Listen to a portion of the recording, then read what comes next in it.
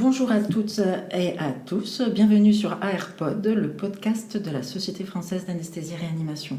Nous sommes ravis de vous accueillir pour cet épisode de la série thématique, une série à la rencontre des experts de la Société française d'anesthésie-réanimation pour aborder des thématiques d'actualité en réanimation. Nous sommes aujourd'hui avec le docteur Pauline Pérez. Merci d'avoir accepté de nous parler du rôle du sommeil en réanimation, avec son impact sur le pronostic des patients critiques. Alors nous allons commencer par une première question. Quels sont les points de similitude et de différence entre le sommeil, l'anesthésie générale et le coma ? Alors merci de me donner la parole. Il est vrai qu'il est très important de connaître la différence entre sommeil, anesthésie générale et coma. En effet, quand on regarde quelqu'un dormir, rien ne différencie dans son comportement le fait qu'il soit en train de dormir sous anesthésie générale ou dans le coma. Néanmoins, il existe des similitudes et des différences importantes. Déjà, quand on étudie de l'électroencéphalogramme chez ces différents sujets, on peut s'apercevoir que les rythmes qu'on peut voir sur l'EEG sont très très proches. La perte de conscience est souvent reliée à l'apparition de rythmes lents, des ondes delta, qui vont être le marqueur de cette perte de conscience. Quand on regarde des potentiels évoqués, c'est-à-dire de l'EEG où on a fait une expérience dessus, il s'agit de tests fonctionnels, on peut aussi voir que ces sujets-là sont très similaires.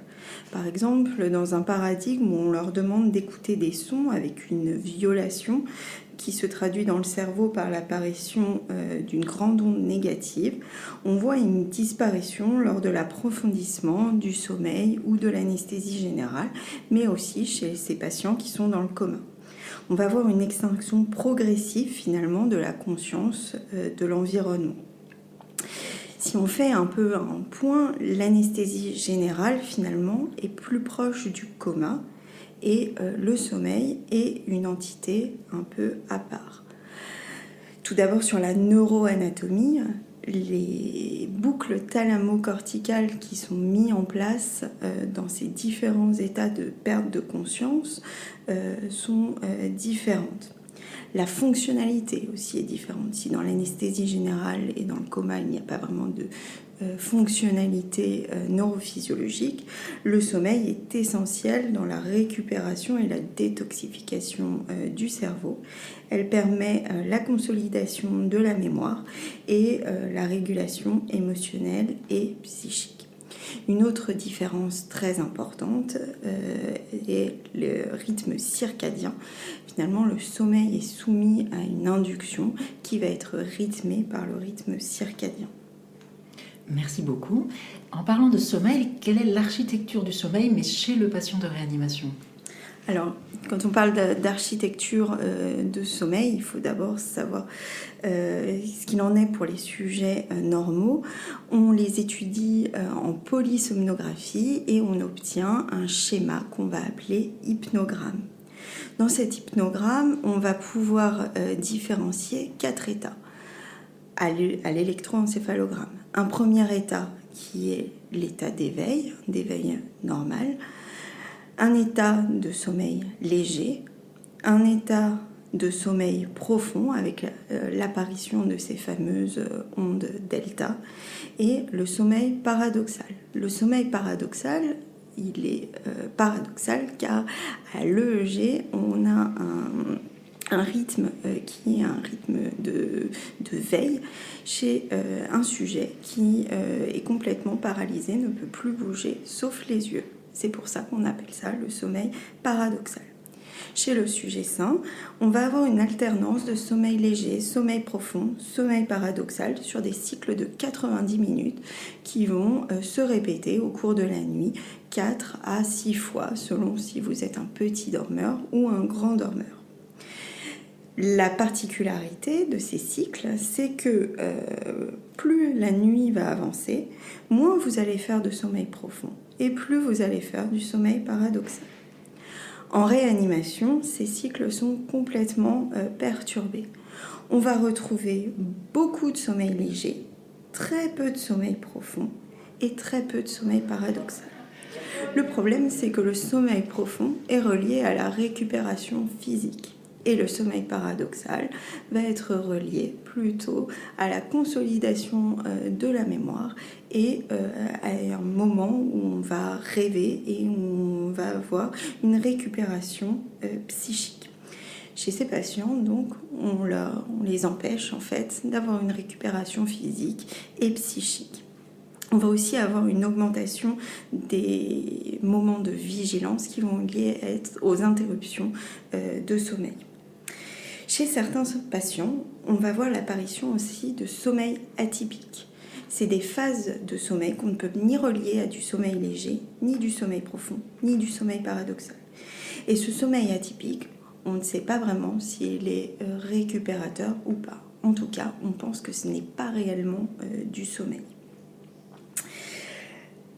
Cela est aussi relié à de la mortalité. Finalement, dans les études, on voit que quand on a peu de sommeil paradoxal et beaucoup de sommeil atypique, il y a une corrélation forte avec la mortalité. On ne sait pas si l'inverse est vrai, par contre. Si on rétablit le sommeil, est-ce qu'on arrive à faire diminuer la mortalité ? C'est des données que nous n'avons pas encore. Merci. Et concernant nos patients de réanimation, voit-on une interaction entre le sommeil et le sepsis ? Alors oui, d'un côté, le manque de sommeil est corrélé avec plus d'infections. Alors, il n'y a pas d'études spécifiques à la réanimation, mais je pense que vous en avez déjà tous fait l'expérience. Quand on dort peu, on est plus sensible aux infections, notamment aux infections virales. A contrario, quand on est en sepsis, on déstructure son sommeil. Alors ça a été montré dans des études anciennes chez des sujets sains chez qui on a injecté de l'endotoxine. Quand on injecte de l'endotoxine, au départ, sur des faibles doses, on va générer beaucoup plus de sommeil profond, probablement pour avoir une meilleure récupération physique, une meilleure immunité. Mais quand les doses d'endotoxine augmentent et que les cytokines pro-inflammatoires augmentent, on va pouvoir observer une déstructuration complète du sommeil avec beaucoup moins de sommeil profond, beaucoup de sommeil léger, peu de sommeil paradoxal et des états de survigilance. La fièvre aussi est un facteur important. Pour induire le sommeil, on a besoin d'amplitude de sommeil, de température importante. C'est-à-dire que la journée, la température doit monter avec l'activité physique et c'est le fait d'avoir une baisse de température qui va pouvoir vous mettre dans de bonnes conditions pour induire le sommeil. Quand on a de la fièvre, le delta de température va s'amoindrir et il va être beaucoup plus dur d'induire le sommeil. Le sommeil avec de la fièvre aussi est beaucoup moins récupérateur. D'accord. Et pourrait-on prédire le pronostic des patients de réanimation en observant leur sommeil ? Alors ça serait vraiment très intéressant. On sait que quand on diminue le sommeil paradoxal et qu'on diminue le sommeil lent, en effet, il y a moins de récupération. Donc, on retrouve dans les études, et ça c'est documenté en réanimation, plus de délirium, des sevrages ventilatoires qui sont plus longs et plus de mortalité. Actuellement, on ne voit pas d'inférence causale, c'est-à-dire que ces anomalies de sommeil, on ne sait pas encore si elles sont réversibles et si les mauvais souvenirs sont en lien avec la pathologie ou directement liés au sommeil. Il y a aussi des études chez les patients neurolésés. L'hypothèse principale étant qu'il faut un cerveau intègre pour pouvoir générer du sommeil. On a retrouvé en effet que chez les patients, par exemple, végétatifs, on n'avait pas une structure du sommeil qui était normale. La plupart de ces patients avaient un sommeil atypique. On retrouvait plutôt des phases d'éveil et des phases de perte d'éveil sans pouvoir dire réellement si c'est du sommeil ou pas. On les reliait à du sommeil atypique. Chez les patients minimalement conscients, on retrouvait une structuration du sommeil qui était plus proche du sujet sain, avec plus de sommeil profond, moins de sommeil léger et l'apparition d'un sommeil paradoxal. En revanche, on ne pense pas que ces structures du sommeil soient franchement pronostiques, elles sont plutôt un marqueur d'état. D'accord. Et pour finir, une question sur le rêve des patients de réanimation. Alors, est-ce que les patients de réanimation peuvent rêver ? Alors, on va tordre déjà le cou à une donnée qui est un peu crue dans la population générale, c'est qu'on ne rêve pas seulement en sommeil paradoxal.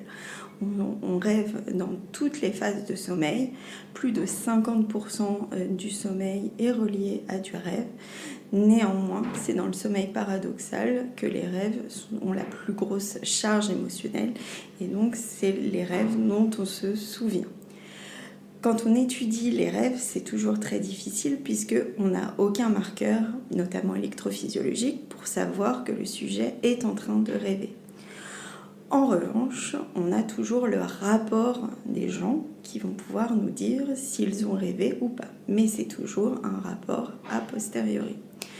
En réanimation, on a un autre problème, c'est qu'on ne sait jamais en fait si le patient rêve, cauchemarde, hallucine ou s'il a des réminiscences en fait de situations qui se sont passées dans la journée.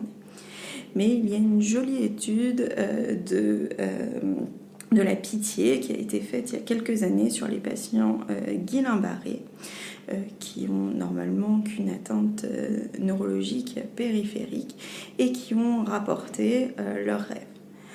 On a constaté que moins de 10% des patients étaient capables de rapporter ces rêves sans pouvoir savoir s'il y avait vraiment parfois de l'hallucination ou pas.